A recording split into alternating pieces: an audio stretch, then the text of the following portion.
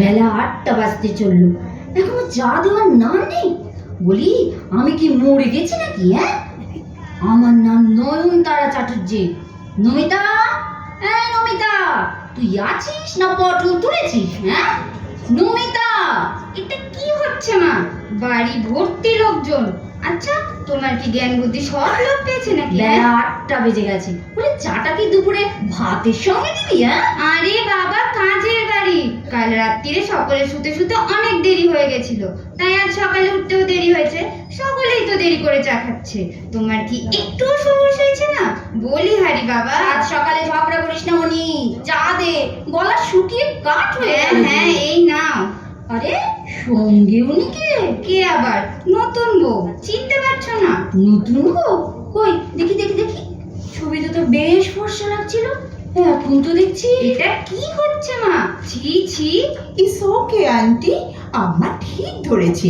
আসলে ছবি তোলার সময় তো মেকআপ করা ছিল, তাই ফর্সা লেগেছে। এখন তো মেকআপ নেই, তাই। বাবা, একদিন তো এসেছো এ বাড়িতে, এর ভেতরে এই মুখে কথা ফুটে গেল। সত্যি মা, তোমাকে নিয়ে যে কি করি। মেয়েটা আনন্দ করে আম্মার সঙ্গে দেখা করতে এলো, আর উনি নতুন বইয়ের গায়ের রং নিয়ে চিন্তায় পড়ে গেলে। ধন্যী মেয়ে মানুষ রে বাবা। এই জন্যে তোমার সামনে কেউ আসতে চায় না। মোটেই না, তোমরা সবাই মিলে কায়দা করে আমার 3 তলায় উঠিয়ে দিয়েছো, যাতে কারোর সঙ্গে আমার দেখা না হয়। আমি কি বুঝি না নাকি? হ্যাঁ, তুমি তো সব বুঝে বসে আছো। নিচে বসে থাকলে তোমার সামনে দিয়ে কেউ তো যেতেই পারবে না। কে যাচ্ছিস, কেন যাচ্ছিস, কোথায় যাচ্ছিস, খালি প্রশ্নের পর প্রশ্ন। মাথা খারাপ করে রেখে। ঠিক আছে ঠিক আছে, এখন তুমি বক্তিনে রেখে যাও দেখিনি, আমি নতুন বউর সঙ্গে একটু কথা বলবো। আমার তো আর মাথা খারাপ হয়নি যে তোমার কাছে ওকে একলা ফেলে রেখে চলে যাবো। কেন রে?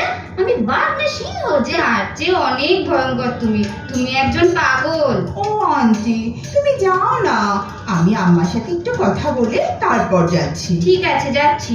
একটা কথা বলছি মা, যদি শুনি যে তুমি ওকে উল্টোপাল্টা কিছু বলেছো, তাহলে কিন্তু আমি কেলেঙ্কারি করব, এই বলে দিলাম। সে তো সব সময় করছো বাছা, এখন যাও তো। যাচ্ছি। এই ইন্দু, তাড়াতাড়ি চলে আসবি। এই যে, এবার আমার সামনে এসে বস। তুই বললাম বলে রাগ করলি না তো? না না, একদম না, আমিও তোমায় তুমি বলবো, কেমন? তার নাম কি রে? কার নাম? কার আবার? তোর? আমি কি আমার নিজের নাম জিজ্ঞেস করছি নাকি? ও, ইন্দু। ইন্দু কি মানে? মানে পদবী। পদবী কি? পদবী? ও, সারনেম মালহোত্রা। থেকে কি হোত্রা? হোত্রা না, মালহোত্রা। বামন?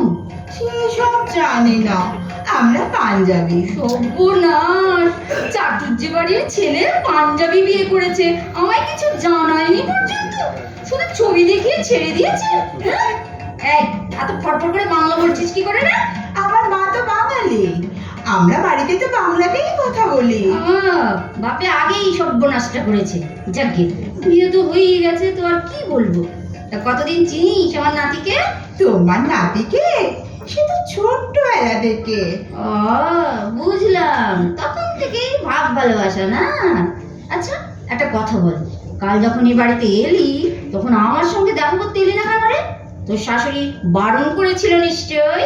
না না, কেউ বারণ করেনি। তুমি তো তখন ওষুধ খেয়ে নাক ডেকে ঘুমাচ্ছিলে, তাই তোমার নাতি বলল এখন আর যেতে হবে না, কাল দেখা করলেই হবে। তা বটে, তুই এতটুকু মেয়ে কেমন কায়দা করে পাঞ্জাবি হয়ে বাঙালির ঘরে ঢুকে পড়লি? ঢুকে পড়লে মানে? এটা কিন্তু তুমি ঠিক বললে না আম্মা।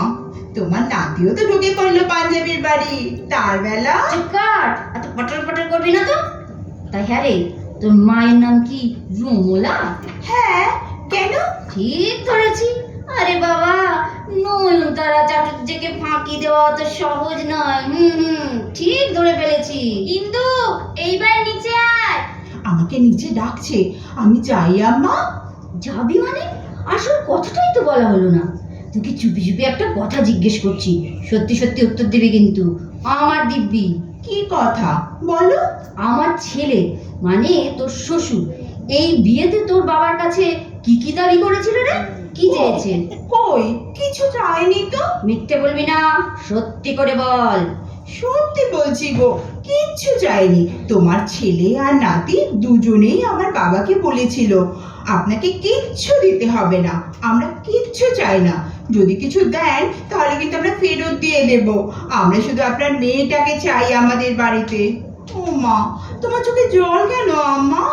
আমি কি কিছু খারাপ বলেছি? সরি। আমার বাবা না খুব গরিব ছিল রে।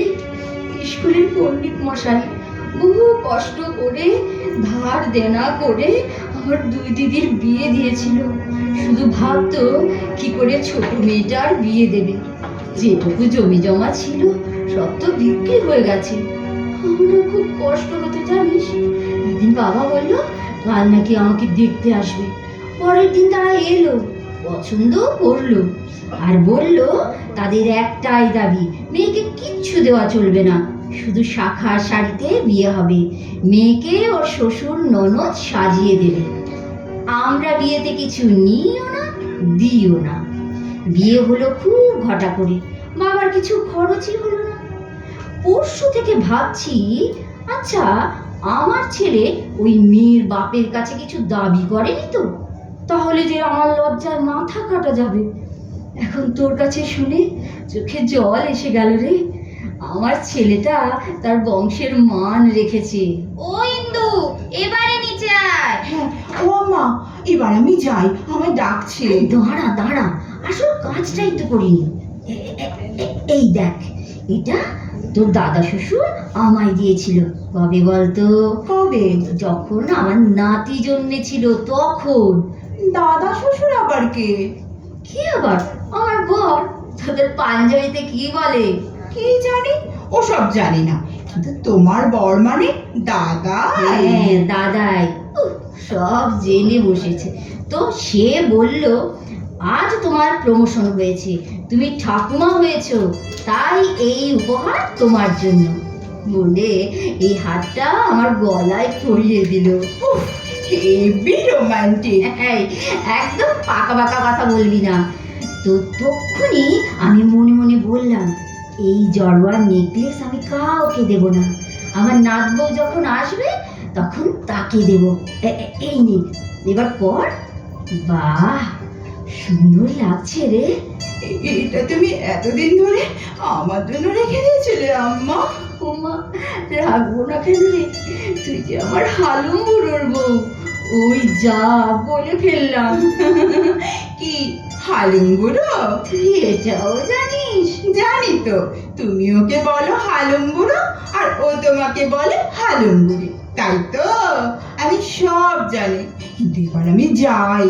আর একটা কথা শোন, তোকেই বলছি, আমার হালুমকে একটু বলবি ও যেন আজ বিকেলে আমায় একবার নিচে নিয়ে যায়। তুই সবার মাঝখানে বসে তোদের দেখবো। বলবি ভাই? আমি বেশি কথা বলবো না রে, শুধু দেখবো। বলবি? তুমি কেঁদো না গো, আমি জানি আজ তোমার হালুম বুড়ো তোমায় নিচে নিয়ে যাবে, আর সকলের মাঝখানে না, তুমি তোমার হালুমের একেবারে পাশে বসবে। একদিকে তুমি, একদিকে আমি, ঠিক আছে? না না না না, আর কান্না নয়। আসি হালুম বুড়ি, তোমায় আমিও হালুম বুড়ি বলবো। বলিস বলিস, যতবার খুশি বলিস। যা, এবার যা তো। আসছি গো হালুম বুড়ি। আমার হালুমের পছন্দ আছে, তবে বড্ড পাকা, একেবারে পাকস্য পাকা। না না না না না, একেবারে পাকা পাঞ্জাবি। নমস্কার।